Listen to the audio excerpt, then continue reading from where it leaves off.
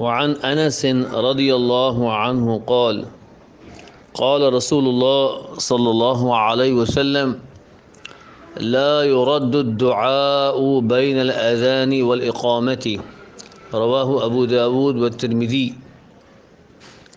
حضرت انس رضی اللہ عنہ سے مروی ہے کہ رسول اللہ صلی اللہ علیہ وسلم نے ارشاد فرمایا کہ اذان اور اقامت کے درمیان دعا رد نہیں کی جاتی۔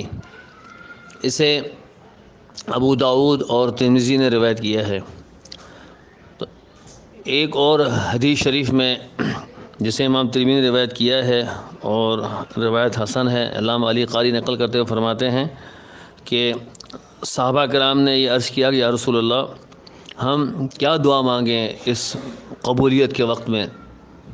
تو آپ صلی اللہ علیہ وسلم نے ارشاد فرمایا صلی اللہ العافیۃ فی الدنیا والآخرہ، کہ اللہ سے دنیا اور آخرت میں عافیت کا سوال کرو۔